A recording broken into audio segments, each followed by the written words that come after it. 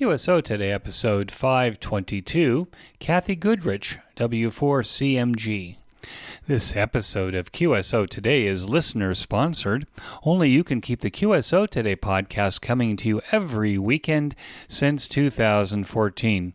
Please become a listener sponsor monthly or annually by clicking on the sponsor banner on the show notes page or at the top of any of the QSOtoday.com web pages.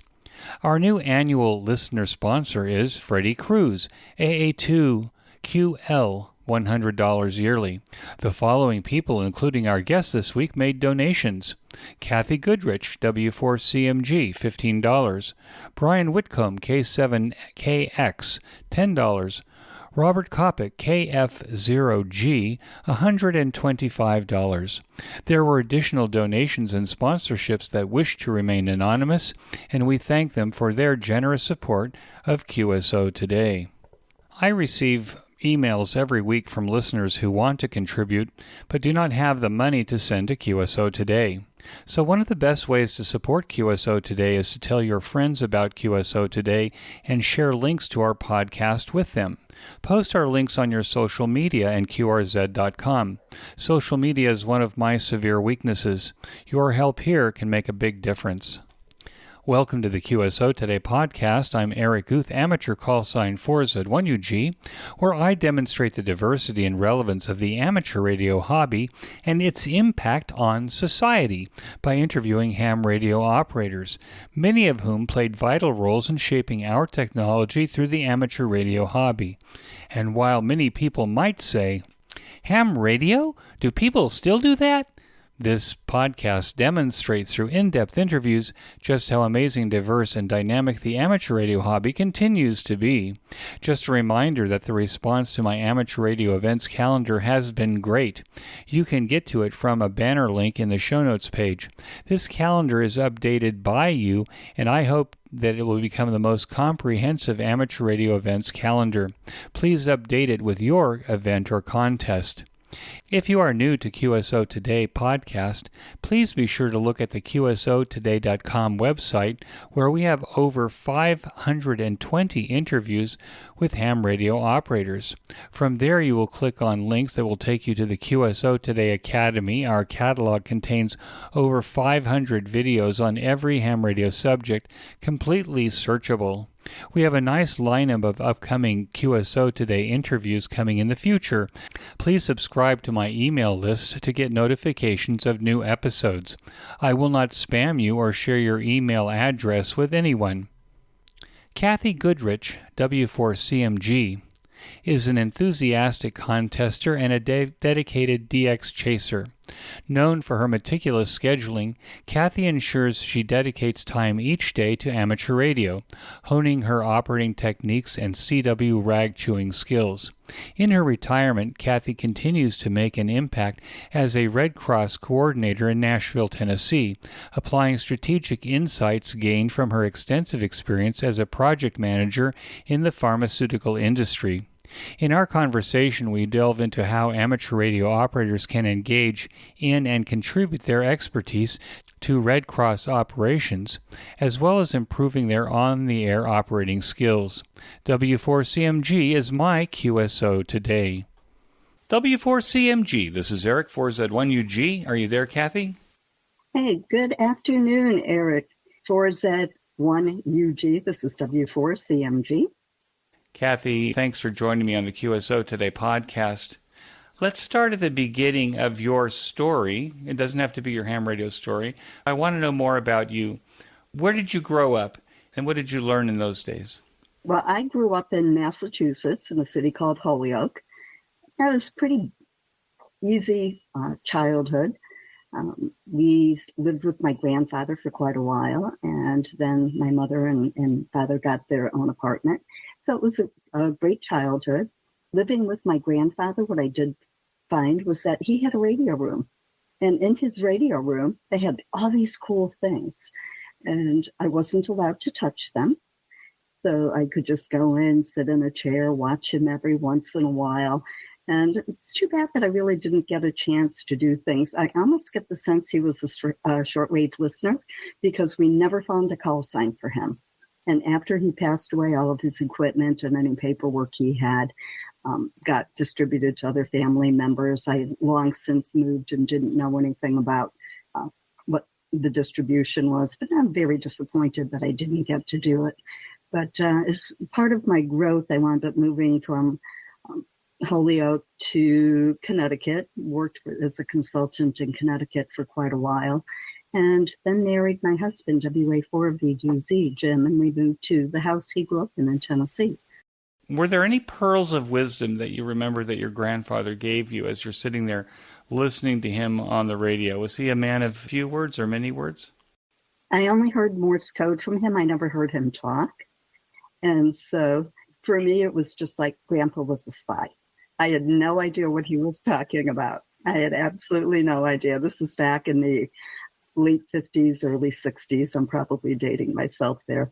But, honestly, I wish I had been able to learn things from him. I just thought it was really cool. And then as I got older and we moved out of the home, then I lost that opportunity. What were your favorite subjects in school?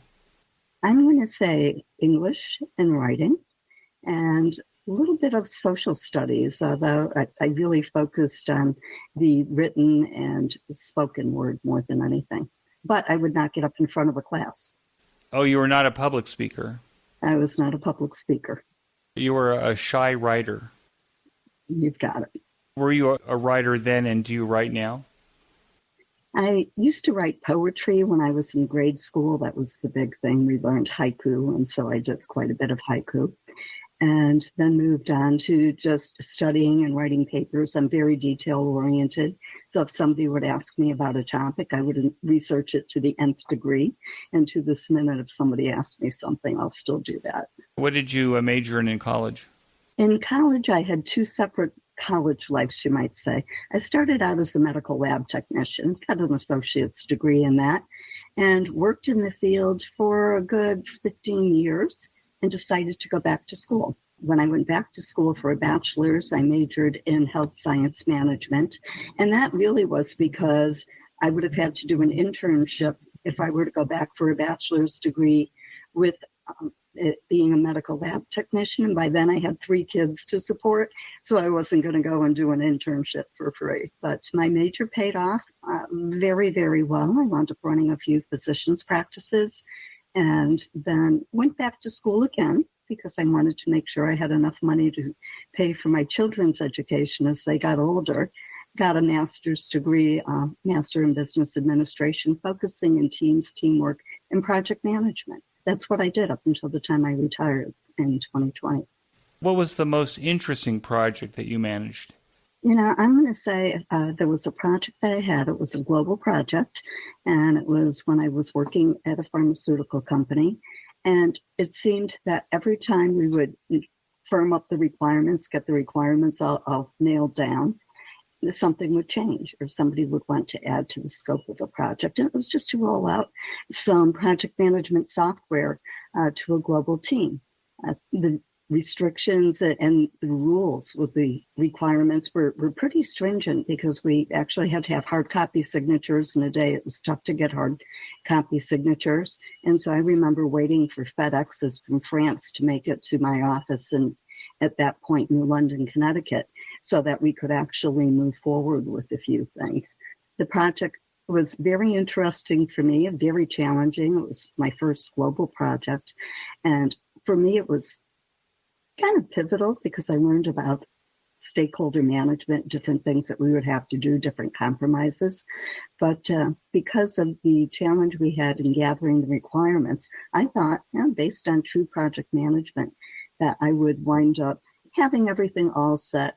Jim and I, W4CMG, and I planned our wedding date around when I was going to be in test mode because I had a tester that I knew I could trust. I could go on my honeymoon, come back. We got requirements signed the day before Jim and I got married. So my whole timeline went somewhere else while I was on my honeymoon. Your wedding and your honeymoon was on the Gantt chart. Yes, it was, and it moved. Things had to move around in order to make sure that that stayed where it was supposed to be. Yes. You're not mentioning the company, but you mentioned it on your QRZ page. We don't have to mention it here if you don't want, but You worked for a very large company, and then you say that you went into consulting, you went into private practice. Right now, what I'm doing is not so much consulting or private practice, but I volunteer for the American Red Cross, and so now I'm helping out with their National Headquarters Humanitarian Services Project Management team. So once I retired, I actually got busy. I don't know anybody that says that after they've retired, they're just settling down. I mean, I remember growing up, and I think that we're probably closely the same age, that people would retire, and then 2 years later they were gone because they had no destination after retirement. But nowadays, I think that I hear retirees say that they're busier now than they ever were before. Is that kind of the situation with you? It absolutely is. Anybody who looks at my calendar and tries to find 2 hours of white space is in for an interesting ride. I find that because I'm very involved with the American Red Cross and I'm very involved with amateur radio and a lot of the things that I do for a couple of clubs, that my calendar is full, but honestly, I wouldn't have it any other way. But it sounds to me like when you volunteer, you kind of go in all the way. Is that unusual, do you think, of volunteers? Is it just your nature? You know, I think it's a little bit of both, Eric. And I'm saying that because I have always been all in when I do things. We do have volunteers, and I'm just looking at different facets of my life. Some people volunteer because they want to put in their 4 hours on a shift and be done. And they think it's great, but they have other things in their lives. When I started to volunteer with the Red Cross, I literally did it 3 years before I retired because I knew I wanted to have a plan for when I retired so I wouldn't be sitting there and doing nothing and becoming stagnant. So I think you'll see a good mix when it comes to volunteerism. I love the volunteers that will give me 6 hours a week because if I need them in those 6 hours a week, I know I've got them. And it's more about the time commitment that people can make, not everybody having the same level of passion about what they're doing. Well, I think in the United States, everyone knows about the Red Cross, or they know that the Red Cross exists. But what are the services that the Red Cross provides to communities on a regular basis before the hurricane? Because we can talk about the hurricane, but what are the day-to-day activities of the Red Cross in communities that are not hit by a cataclysmic event? You know, I'm glad that you asked about that because that's really where I focus a lot of my time. There are several facets of the Red Cross. Everybody thinks about blood. So if you say you volunteer for the Red Cross, people are going to say, oh, okay, I roll up my sleeve and I donate once every 8 weeks or every couple of months. And, I actually, once I became with the Red Cross, started to donate blood as well. But that is just a little facet. We also offer service to the armed forces, where if somebody is in the military and they need to contact somebody, and I actually may come back to that in a bit, but I actually helped to pass some traffic to an amateur radio operator that they needed to reach, and because he was in a military base, it was a little interesting. But service to the armed forces, it could just be that the husband is deployed, the wife is on base, or vice versa, and maybe there's a pregnancy or family emergency. And we also celebrate the good things, like help to pull together gifts for expectant mothers who are military wives as well. So a lot of different things that we do there. Red Cross also does training, first aid, CPR, babysitting, which a lot of people don't realize, and lifeguarding. Who would think that you'd call the Red Cross for a babysitter? Under what conditions would the Red Cross supply babysitters? Well, we're not supplying babysitters. What we're doing is providing training to the people who would like to become babysitters. That becomes part of the training program that the Red Cross offers. And so various chapters will schedule some time, and you could actually sign, a slightly older teenager up to become a certified babysitter. And it makes a difference. Babysitting was one of my primary money makers as a kid, and I started at age 11. I didn't know anything about babysitting, and my mother was the one who Mom, I need help, and she would come over and show me how to diaper a baby or whatever it was. I got pretty good at it, but at the time I don't recall that there was this training, but it seems to me that there's all kinds of things now that potentially the babysitters face, and that is how to deal with food allergies and CPR and other kinds of emergencies that I don't recall that in the 60s we ever had those problems. You're right. I didn't either. And that was my mainstay until I got a quote unquote real job. So I can 100% relate to that. And Mom was the go-to. You're right. We didn't have that formalized training then. But that training now that's what the Red Cross is covering, is all of those potential things that could go wrong that a babysitter could encounter when the parents are away. That's true. So they run a blood bank. Mm-hmm. And that blood bank supplies a national system or regional systems of blood banks? I think for the most part, there is a national facet, and I'm not too familiar with it, to be honest with you. I just know that if I donate blood in Nashville, Tennessee, I might get a notification that my blood went to Mississippi or to Alabama. So, yeah, it doesn't necessarily stay local. It goes where the need is. So it's a pretty good system. And how is the Red Cross funded? It's a nonprofit organization. Does it sell goods and services to help create cash flow to run the nonprofit, but does it also rely on donations or government help? How does that work? We rely on the generosity of our volunteers and our donors. Okay, so any service that we provide to the people that might be in need, and that ties in a lot with our disaster response, we're looking at donations either through our philanthropy department or through some organized fundraisers that we have. You might also see during a catastrophic disaster something that goes across your TV screen that says, text XYZ number and to donate $10. Well, what happens then is that the donations for those very targeted responses stay with that response. So if you say, I'm going to donate to Hurricane Helena response, all of that money goes directly to there. That's why we also have our local events that will help to fundraise. We have a good philanthropy department that works with our corporate donors. And even though we are chartered by the U.S. government, and we do have some agreements to help to cover perhaps some of the cost for setting up a shelter, we receive no government funding, or people are saying here, United States government, let's give Red Cross some money. And what are the opportunities for amateur radio operators in the Red Cross? They have some training, maybe they get the training from the Red Cross. How could amateur radio operators contribute in a volunteer way to the Red Cross? I'm happy that you asked about that, because that's actually how I got involved with the Red Cross. I had become part of a local amateur radio emergency services group in Nashville, and they had wanted to have some sort of affiliation with the Red Cross. I'm not quite sure who would open the door to that volunteer experience, but the American Red Cross actually has a group of people that support disasters called Disaster Services Technology. And within Disaster Services Technology, what we do is provide monitoring, for example, for health and welfare traffic during cases where there's a catastrophic event. But also on a local level, what we may do is help to check into different area-wide nets. We have a regional net called the Middle Tennessee Amateur Radio Repeater System and an emergency system. What we do is check in once a month to make sure that we could communicate if we needed to through a linked repeater system.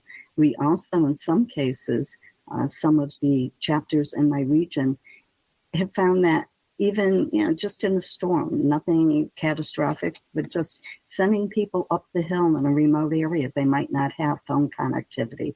So one of my chapters does send an amateur radio out to the more remote areas, an amateur radio operator with a disaster responder to go and work with individual clients who might have had a home fire or some storm damage or something of that nature.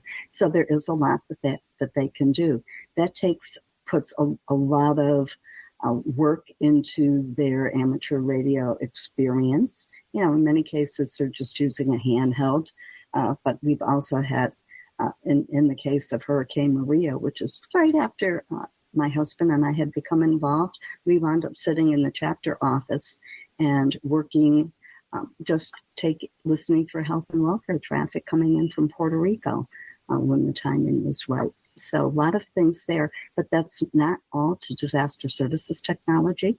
We also set up wireless networks. We open up communications for other things, and the Red Cross will train them for that. I've set up printers. I've set up an internet cafe for Hurricane Michael, for example, with some donated Chromebooks so that people who were affected by the disaster could go online and look for different apartments. So starting with amateur radio in the Red Cross can open up many facets. Does an initiative like an emergency internet cafe, is that something that's kind of dreamed up and deployed at the local level, or does this kind of propagate through the organization so that maybe somebody on the other coast who's a volunteer for the Red Cross hears about this and this becomes another arrow in the quiver of the Red Cross? When I had set up the internet cafe, it was the first time that I had ever heard about it. I can't tell you a whole lot about whether or not they do it on a national level, but it fit that disaster. We had a company that had donated some Chromebooks. We wanted to get things set up. So my supervisor said, hey, here are the instructions. I had already been trained in doing some wireless and some network activities as part of my training, and he said, here you go, I'll be back and we'll work together, and we got it set up. Took us a couple of hours, but it's amazing in how you can actually think of new and innovative ways to help people who need it when they need it. If you're a retiree, you're a ham radio operator, and you're a Red Cross volunteer, it sounds to me like there's an opportunity to continue learning. So the learning process doesn't end with your retirement. It's only the beginning, and so there's an opportunity to learn a bunch of new skills along the way. Does that sound right? That is 100% accurate. One of the things that I have found at being a Red Cross volunteer is that there is continuous training. I'm one of their disaster instructors, and we're always updating. We're looking for new and improved ways to adapt technology to help our responders whenever we need to, and to help our clients so that, and when I say clients, it's the people who are affected by a disaster. We treat them in a professional manner, never charge for any of our services. We don't expect any repayment. Anything that the Red Cross does is a gift for the American Red Cross, is a gift from the American Red Cross and the American people who donate. But the training can be pretty intense sometimes. We have actually trimmed it down to help people to get out into the field, to help people affected by disaster a little bit more quickly. But all sorts of training and all different sorts of facets that you wouldn't dream of. And now this mid-show break. The QSO Today project that now includes 500 episodes of the QSO Today podcast, the curation of hundreds of hours of QSO Today Virtual Ham Expo presentations for public consumption, is now supported completely by you, the listeners.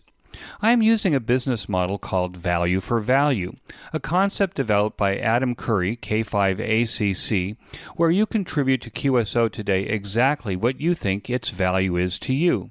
Value for Value. This mid-show break and the promotion of the Ham Radio Workbench podcast later in the show are the only commercials that interrupt the program. QSO Today has no commercial sponsors to influence the content, direction, and editorial content of the QSO Today project, which exists solely for the promotion of the amateur radio hobby. Those of you that have listened to over 500 podcast episodes know that I'm not only infatuated by the amateur radio hobby, but by the people who perpetuate it as well. The hours that I dedicate to QSO Today is a half-time job. Your support at any level pays for all of the technology that I use to create, produce, host, and deliver the QSO Today podcast and the project to the ham radio community. And while it is a labor of love, it costs money. I know from statistics and surveys that only 6% of you actually contribute to QSO Today in some form. Please make a generous donation using the slider to set the amount of your donation. Make that donation monthly to ensure that QSO Today is here for the next 500 episodes. As a value-for-value donation, it should be in the amount that you value each episode of QSO Today, or your access to our amazing catalog of ham radio educational videos found on YouTube, Vimeo, and using our own player, link in the show notes page. Become a listener sponsor monthly or annually. Use my Amazon link in the right column of the QSO Today website before shopping on Amazon. Promote QSO Today to your friends and family by forwarding our email and social media posts. Subscribe to our mailing lists. Subscribe to the YouTube channel.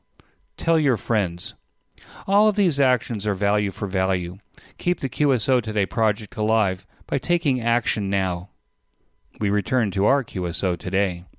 Your husband, Jim W4CMG, was the one who kind of brought you into amateur radio. How did that happen? It's kind of funny because Jim had been an amateur radio operator since 1964. I met him. I married him. I didn't know he was an amateur radio operator. And when we moved to Nashville about 5 years after we got married, we lived in Connecticut up to that point. When we moved to Nashville, he was introduced to somebody who happened to be an amateur radio operator. And then I started to hear him sending his throwing out his call sign all the time, to the point it's like, I'm leaving the room. I don't want to have to listen to it. Then Jim brought me to a Skywarn Appreciation Day at the National Weather Service at their local office. And I got to see what people really did. They had a great HF setup, a lot of communications as part of that Skywarn Appreciation Day. And that just hit something in me where I decided I wanted to be an amateur radio operator. I got my Tech General and Extra license within a year. And this was in 2012? 2012. Well, that's pretty amazing to be so motivated. I've been a ham for 52 years now. I haven't been able to convince the XYL that she should have her ham radio license yet. There's never a time when it's too late, I think. Well, maybe there is, but at this point, we'll see what happens. Okay, so one of the things that you mentioned on your QRZ page is that you and Jim operate SA2O. What is SA2O? It seems like I've heard multi-operator, multi-rig operation. Is this a contest mode that you're doing? Not at all. What it is, it actually deflects from the contests. Unfortunately, I focus on CW. He does sideband because it is single antenna to operator. So we have a switch, and one of us can use the antenna, and then the other one goes and does anything else but get on the radio. So I kindly refer to it as antenna wars sometimes if there is a mixed mode contest that goes on, because I'm a very active contester. He likes to get on the air for some contests as well. So single antenna to operator just means one of you gets it at a time. So there's a his and her operating positions? Mm-hmm. I have my own on this side of the room, and on the other side of the room is his. Well, there's one antenna that has to be shared. Exactly. You've brought a whole new level of marital negotiations to the board. When you got your license, did you use your husband's rig, or did you get a new rig, and what was your first rig? Okay, I did use his rig, and actually when I got my license, he for the most part, been operating, even though we did have his general license at the time, he had been operating mostly handheld, and we didn't even have an HF radio. And then, of course, when the wife became an amateur radio operator, I wanted to dabble in HF. And our first mutual or shared radio before Antenna Wars, okay, was a Kenwood TS480. He is still using that today on his side of the station. And then I decided that I wanted to branch out, get my own rig so that I didn't have to go and at least fight for the chair. I could at least sit on the other side of the room. And I had a Yaesu 857D. And I still use that as my backup rig. As a matter of fact, right now it is my backup rig because my 991A is having a couple of repairs out at Yaesu. That's a Yaesu FT991? Yeah, 991A. Were you choosing it for price, availability, someone had one? Had you read some specifications that you thought would be the right specifications for your operation? Well, I think it's a little bit of all of the above. By the time I bought my own rig, I was starting to just want to dabble in CW a little bit. And so I wanted to make sure that it did have a lot of good CW functionality that I could use. Love the 991A. It has a lot of great filters. I just happened to smoke it during the last Worked All Europe contest, and so that's why it's out at Yazoo now being repaired. But honestly, for me, it was the price, the functionality, and I did have some friends who owned one, and they had encouraged me to purchase it. And if I had a question, all I had to do was pick up the phone or send them a text and say, "Hey, how do I set this up? How do I do this?" So part of it is bringing that network of people that you know who can also help to support you. And so, it did make a difference in my purchase decisions. I started with the 857D and didn't want to have to work too hard in learning a new rig. And every manufacturer has its own technology. So I upgraded to the 991A. And now my next upgrade may be another Yazoo, or there might be a couple of other things I'm looking at as well. What I thought was interesting about your story, Cathy, is you are a CW operator. In fact, according to your QRZ page, you're a CW exclusive operator. How did you find your way into CW, especially since it doesn't seem to be the operational mode of your husband? I started in single sideband. I was a contester in single sideband. And then I noticed that all of the Tennessee Contest Group guys who did CW were scoring a whole lot better than I did. And so I thought, let me learn it. Didn't need to know it. I'm a no-code extra because it was not a requirement when I got my license. But it just was something that I thought, hey, I'd really love to do it. And that has become a passion for me. I can't say I'm 100% CW only. I have one FT8 contact this year because I could not make the contact with a rare DX. And so I finally borrowed my husband's rig to do one FT8 contact, and I made a CW contact with the same station about a half hour later. So I almost didn't count. And if there's somebody that really, really would like me to operate, or maybe it's an all-time new DX entity, I might pick up a microphone for that. I still use the microphone for Aries. I check in once a month for the emergency communication system for our local emergency operations center. I'll go down to the Nashville OEM. So I do use the microphone periodically, but as far as contesting, logging contacts, working people, almost exclusively CW. And it was a start and stop.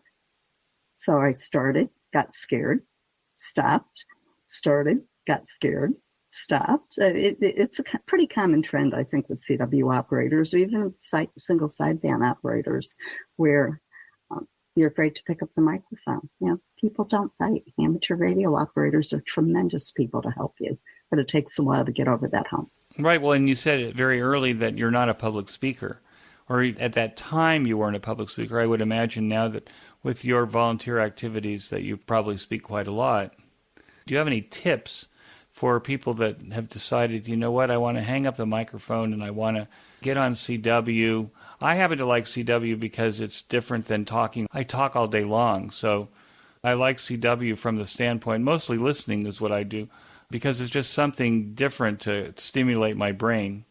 What tips would you give somebody that wants to convert and be a CW operator?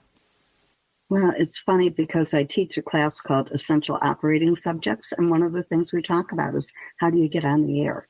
The first thing I have to tell people is learn your characters, become familiar with them, make sure that you can recognize your call sign, whether somebody is sending your call sign at 5 words a minute or 20 or 30 words a minute, because you may think that you're on the air and you're trying to contact somebody. If you can't recognize your call sign, you're never going to know whether they do.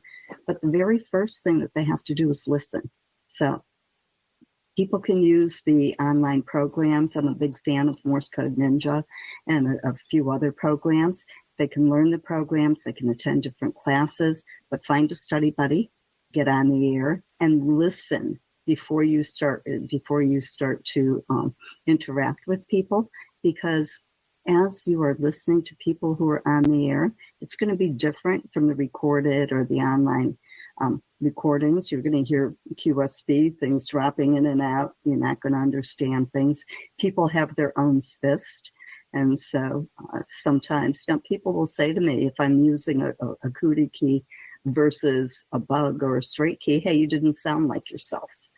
And people really do. So they'll get to learn the flavor. Once they decide that they want to put the call sign out there, make sure that they know the expected exchange. It's very important because different contests, different casual conversations even have a different order that people will ask for things or expect things. I have found with my SKCC work, Straight Key Century Club work, people will tend to send their RST and then their location, their name, and their number. And very early on, I didn't know that. I had attended CW Academy and said, hey, I can get on the air. And I had this great QSO with somebody. And he sent me a nice little email later. And he said, I'm sorry, I kept asking for your name. But typically people will send their RST, their location, and then their name. And I had sent my name first. So he heard CA and thought California and couldn't piece together the rest of my name for a while. So it's all about listening to what the expected exchange is. Don't be afraid to make a mistake. Everybody still makes mistakes. I don't care how proficient you are. There's going to be an extra dip that slides in there, so don't be afraid to do it. But practice, get a daily CW vitamin. I get on the air at least once a day. If I don't, I penalize myself and I get on and I have to make 5 contacts the next day instead of only 1. But that's a goal that I work to, and it gets me on the air, it keeps me busy, and helps other operators as well. You said something to me that I haven't heard before, or at least if I've heard it, I probably didn't recognize it at the time. To do anything that's new, it's great to have a teacher. If I want to learn a new skill, I'll hire a teacher. A music teacher, I do music, because that's the fastest way to get to excellence. But you mentioned a study buddy, and I thought that's amazing because if you think about it in other terms, a study buddy could be someone that kind of holds you accountable. Is that how you use your study buddy, and how did you find one? I was very fortunate. As I had mentioned, I had signed up and taken an intermediate class at CW Academy, CW Ops Academy. And my instructor, Mark K5GQ, had actually found another YL, thought that we would work well together, and kind of paired us together and said, get on the air once an hour every day as part of the CW Academy. And just have a conversation. And it was Ann, KC9YL, who to this minute is a very dear friend of mine, but I had not known her until we had become study buddies with CW. And we started out very, very simply. We'd get on Skype or on the phone and talk about, okay, I'm gonna what's your favorite candy, for example, and we'd write down what the favorite candy was and send it, or where did you grow up, or what did you do? So we got to learn a lot about each other, and because of that, I think people who have study buddies learn the art of casual conversation in CW, which is something where people who are sending 599 and maybe a state miss that opportunity to learn more about people. And I've met a lot of very dear CW friends that I've never met in person. I knew Ann for a couple of years before I ever met her in person at Dayton, as a matter of fact. And now it's an annual pilgrimage for the two of us. The other thing is it gets rid of the key fright or the mic fright. Exactly. Because you're having a conversation with somebody that you already know, so you're allowed to make a mistake. Yes, exactly. You mentioned that you like contests, and I'm assuming that if you're working an SKCC contact, it's because it's in the context of a SKCC event, and that's how you would expect that you would have to send a certain order. Is that what you're saying? Or is it just when you're out generally CQing, how do you know that the person that you're talking to is expecting a certain format? A couple of different things with that question, so I'm going to try to take it one at a time. My SKCC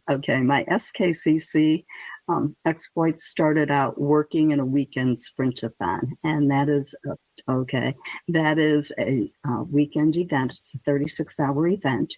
And actually one of my Elmers, W4MQ, had called me and challenged me, of course, because I love the word challenge, to go and work the weekend sprintathon with him in December to see if I could get more reindeer than he did.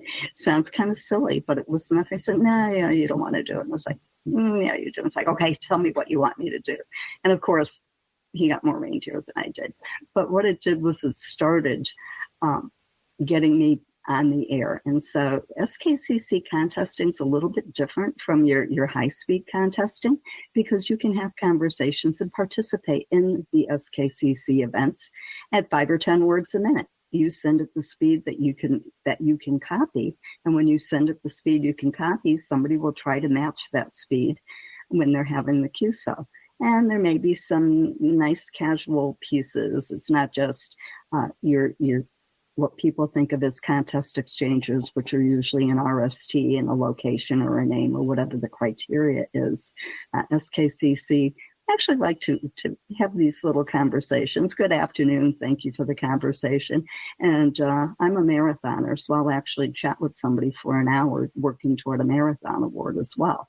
So it's a little bit different with the different things that we offer with SKCC. Your typical contest, what I do is take a look at the WA7 BNN contest calendar every week and say, okay, here are the contests, here are the CW contests, and then I'll take a look at what the expected exchange is, because when you're contesting, and this is something that I learned from a very prolific contester, is that there is a difference between your casual exchange, your special event exchange, and the contest exchange. So where I might say, good afternoon, thank you for the contact, and an SKCC exchange, or, just a casual QSO on the air. If I'm contesting, you'll get the RST. Every once in a while, a couple of special apps that I might pause and give a little bit of an extra exchange to. But for the most part, you're going to get exactly what the contest calendar tells me. So if it's an RST in my state, that's what you're getting. I'll send a thank you and move on to the next one. So for people that are operating HF, maybe particularly 80 and 40 meter single sideband, for example, and maybe because it's just single sideband is easier, I find single sideband, frankly, almost impossible for me to hear. So that's probably one of the reasons it kind of turns me off. But there are other reasons. There are some swarthy characters on it. When you move down to CW, do you find that the CW operators and the community are more friendly? Do they respond usually to you at the speed that you're going so that you're not trying to catch up all the time? What's your feeling about the CW operators that tend to be in the bottom of all the bands? What I found with the CW operators, and by the way, I did single sideband for a long time. It's a wonderful mode, and some people absolutely love it. But when I decided that I was going to dedicate myself to learning and operating in CW, what I found is that CW operators tend to be incredibly patient and very cordial as far as helping you to communicate. Sometimes it's very difficult when you're first starting out to, get over that finger fright, get on the air, because, oh my gosh, what happens if I make a mistake? There are no CW police, okay? Very, very rarely is anyone going to say, hey, you really need to do something. And that's where your Elmers come in, or someone I had somebody break into a conversation and say, I'm sorry to tell you this, but your radio is broken. And he told me exactly what was wrong. They're there to help you. But I found that they are very, very cordial.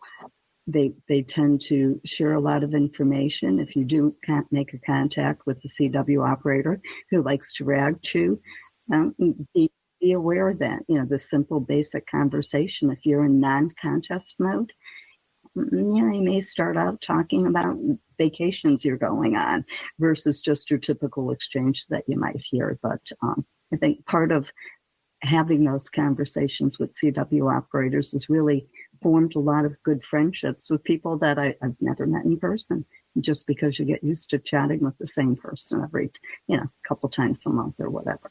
What's your favorite contest on CW? That's hard. And I'm saying that because I participate in the weekly contests, for example. I love the CWTs, the CW Ops Higher Speed Contests, because they help me to hone my skills for the more global contests that do come up. I've got a very little station, so I find my operating technique is different for those. Loved Worked All Europe. Looking forward to a couple of contests that are coming up over the next month. And, it's just a matter of, I think it's the adrenaline rush that you get when you're doing any contest, to be honest with you. And are you chasing DX? So how many DX entities have you logged to date? Well, it's pretty curious because my original call sign was KK4IWN. That was 100% sideband.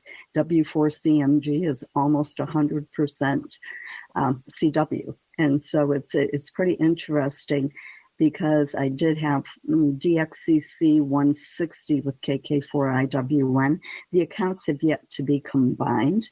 And I've got 143 CW contacts, but over 150 general contacts with this new call sign, W4CMG.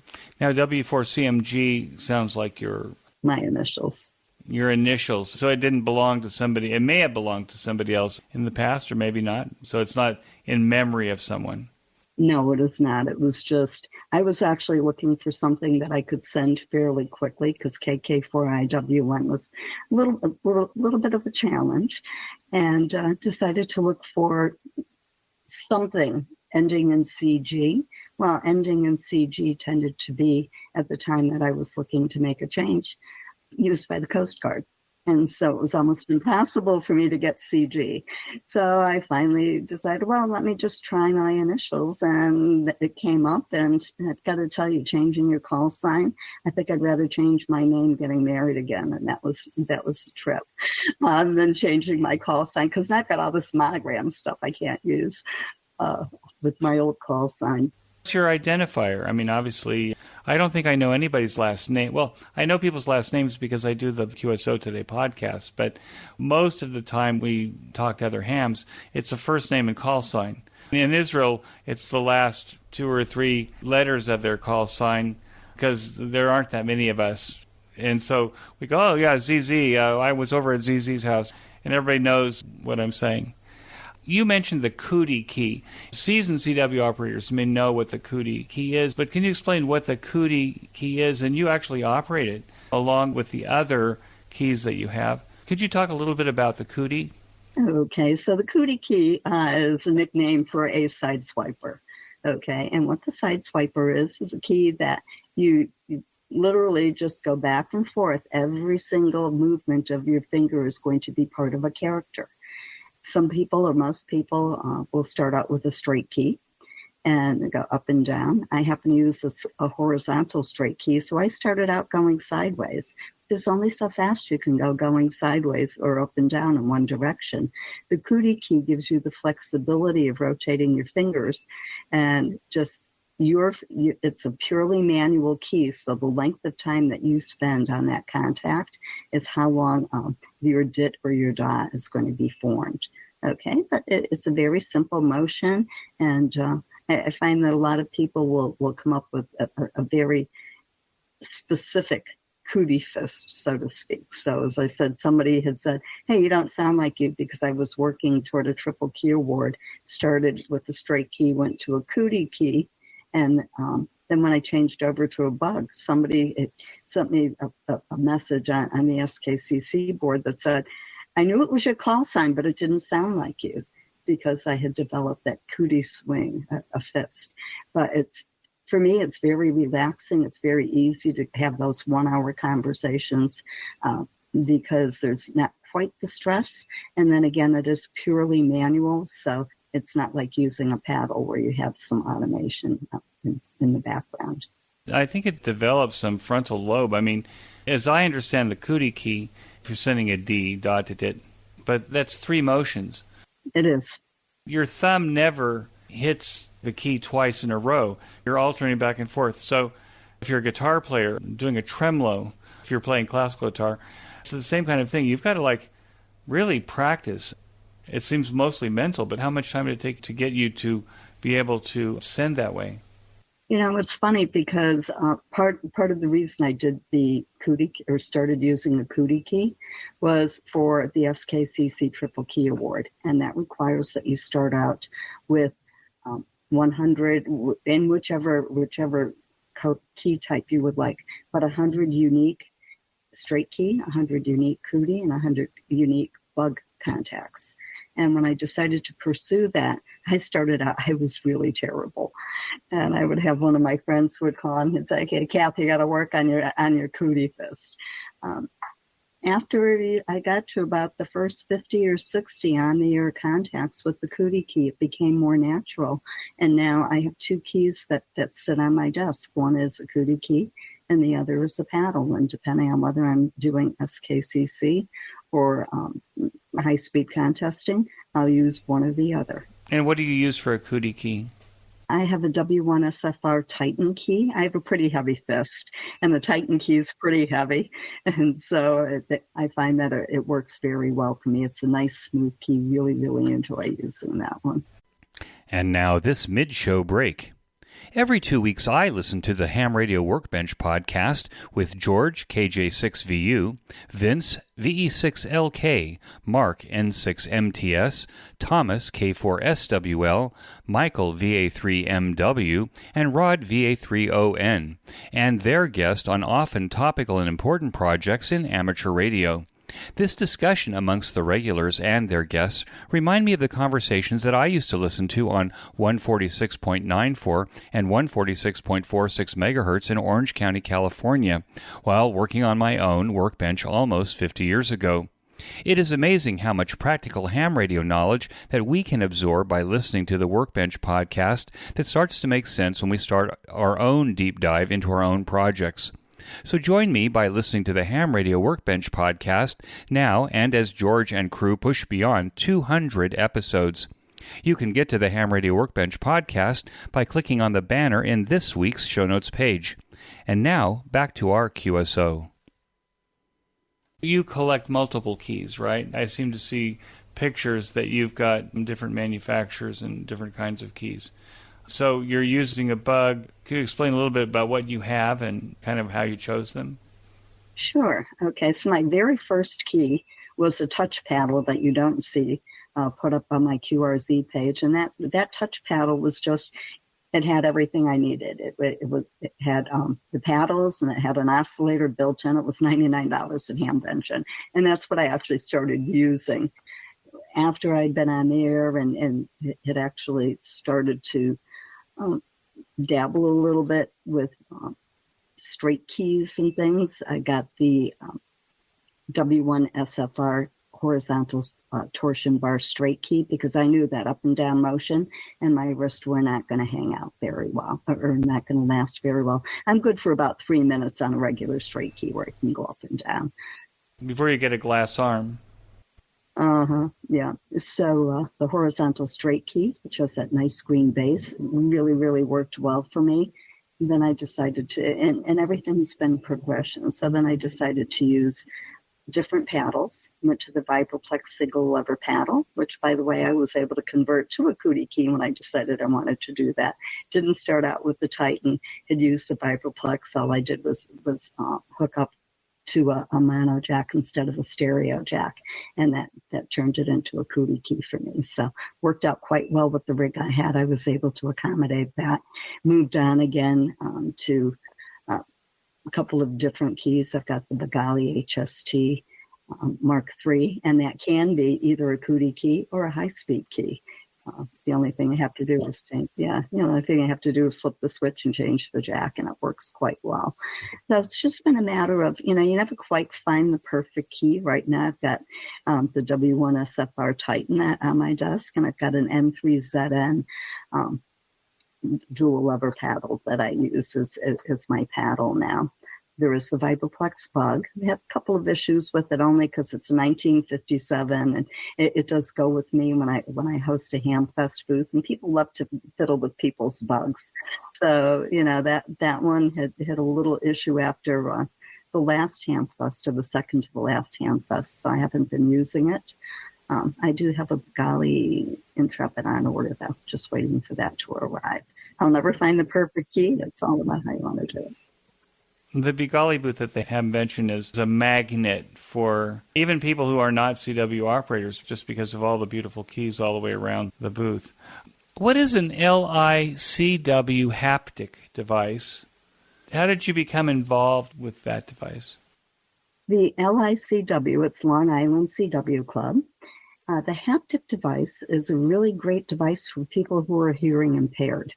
Okay, I actually wear hearing aids, and somehow or other, I still manage to pick up CW, and the haptic device actually helped me to perfect, to some degree, my character formation, because it not only will give you the sound, it will also vibrate according to, just like you're listening, except you're feeling. You rest your hand on the top of the haptic device and it vibrates. It also has lights that blink. So I know with my Yaesu 857D, if I'm having trouble copying somebody, even before the haptic device, I'd zero beat and watch for the blue light to blink on and off, so I could copy that and use that as another reinforcement for what I was listening to. The haptic device encompasses all three. It's the tactile, it's the visual, it's the auditory, so that you get to enjoy CW in all three sensory modes, so to speak. So it helps people who are hearing impaired, because maybe you can't hear it, but you can feel it, or you can watch the lights. The haptic is the tactile portion. I got involved because some of the folks at Long Island CW Club knew that I was hearing impaired. I do wear the hearing aids, which help a lot. But what I would actually do in testing it to see if it was something that could even be marketable, took my hearing aids out, had a fan going so I wasn't listening or could not listen to the auditory, and tested the haptic device just with my hand to see if I could pick up the character formation. And I used Morse Code Ninja to go through some of the exercises there, and got familiar with the characters, and then used it. I'll still use it periodically, not for high speed, because I can't overload that much, to be honest with you. I'm either going to hear you or I'm not, if it's something high speed. But for casual, especially marathon conversations, it's nice to be able to sit back. I've still got my hearing aids in. I've got the haptic device on. I can put my hand on it and feel as well as listen. So it takes a little bit of that strain away for listening. As we all get older, we become somewhat hearing impaired. But would you recommend it as just a way to enhance the CW experience altogether, even for people that may have normal hearing? I think what may happen is that people with normal hearing who would be interested in the haptic device, it will help them, especially in the very, very beginning stages, because, again, part of learning CW is your character formation, and I could tell it. And it actually helped me in sending dits. My husband kept telling me, "You're sending your dits too fast." It's like, no, I'm not sending my dits too fast. Go away. And so what I found, though, was that when I used the haptic device and could actually feel and see other feedback, hey, I'm sending my dits too fast. And so it really does help with your character formation when you're learning. People may have a tendency to use it as a learning tool and then move away for it. But I believe that Long Island CW Club is really focusing on those with hearing impairment because of the availability as well. So I can't speak for them. I find that it was a very useful tool, not only for learning CW, but also reinforcing what I thought I was hearing. What could we do better as a group, now that's over 100 years old, I would say, to invite others into our hobby to enjoy it the way that we do? Have you had any thoughts on that, any ideas? Yeah, sometimes it's just mentioning to people that you're an amateur radio operator. And people will tend to say, and I've had it happen twice recently, "Oh, you're an amateur radio operator. I didn't think anybody did that anymore." And so where I focus on CW, there are other modes. People will say, "Oh, no, I can't do Morse code. I can't be one." Some people might not even realize that the code restriction for licensing, at least in the U.S., has gone away. I also find a renewed passion in people because they can learn CW. But the thing is, there are so many facets in amateur radio. Some people are going to love single sideband. Some people really dive into the digital modes. FT8, especially you hear a lot of people using FT8, and I did it for a while as well. There are so many different things where if something doesn't interest you, something else might. And one of the best ways, and I find I love to do it, I'll go to a ham fest. I love setting up a table there. Right now I'm focusing on SKCC and introducing people to, hey, you know what? If you're interested in CW, come in and, as a brand new CW operator, we can help you and mentor you to become better, to become more comfortable with getting on the air. But just having your tools out there for people to see and talking about being an amateur radio operator, it'll generate some more interest. What advice would you give a new or returning ham now to the hobby? New or returning ham, okay. I think your husband was a returning ham, would you say? He was a returning ham. And, I think part of it is to become involved with a group who can help you, because none of us know everything. And so becoming involved with a local group, somebody, or your local Elmer, somebody who can help you, just to become familiar with the equipment. If you're returning, the equipment might have changed just a little bit. Just a little bit. There were new computer programs that did not exist, back when my husband was licensed, for example. No one ever heard of, even the SKCC logger or N3 FJP or N1MM. Those were all things that people aren't familiar with, but they are tools that can help them become familiar with the tools. Find somebody that has been actively engaged, become their friends, go to those club meetings, and really become active again, just by learning from other people. There's nothing wrong with saying, hey, we didn't have that before. Show me. People, ham radio operators, if you ask for help, you will get 6 people teaching you. They might have different ways, so you're going to learn different techniques with everybody that you talk to. But it's the best way. It's just to become involved and talk to other people, have them help you. Cathy, I so enjoy meeting you and enjoyed this conversation. I want to thank you, wish you 73, and I appreciate all the things that you're doing both with the Red Cross and amateur radio. You're inspiring, and I hope that other people who are retired and maybe they're thinking about changing how they're operating or even becoming operators, I hope that they'll listen to this podcast and be inspired by you. With that, I want to wish you 73, and thank you so much for coming on QSO Today. Okay, thank you so much, Eric, for the opportunity to be here. It's really been a pleasure meeting you. I'm 73. That concludes this episode of QSO Today.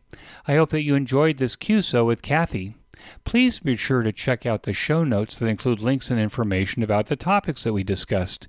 Go to www.qsotoday.com and put in W4CMG in the search box at the top of the page. You can sponsor the transcription of this episode or any of the previous episodes by clicking on the transcription button on every show notes page. The cost is $75 per episode, regardless of the length. We will quickly transcribe the episode and give you credit for your sponsorship. Please send us the call sign of the podcast to make sure that we transcribe what you want. Remember that QSO Today is value for value. Please support our project by making a donation or becoming a listener sponsor today. Use our Amazon link before shopping at Amazon, as we receive a small commission on your Amazon purchases. Subscribe to our mailing lists, both my blog and the podcast, and forward the messages to friends and family who would enjoy QSO Today content. Promote us on social media and give us a 5-star rating and reviews whenever you are asked. QSO Today is available on every podcast player and venue, including Apple Podcasts, YouTube, Spotify, and Podcasting 2.0.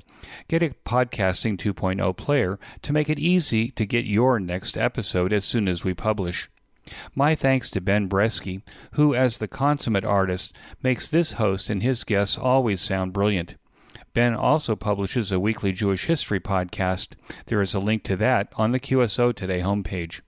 Until next time, this is Eric for Z1UG 73. The QSO Today podcast is a product of KEG Media Inc., who is solely responsible for its content.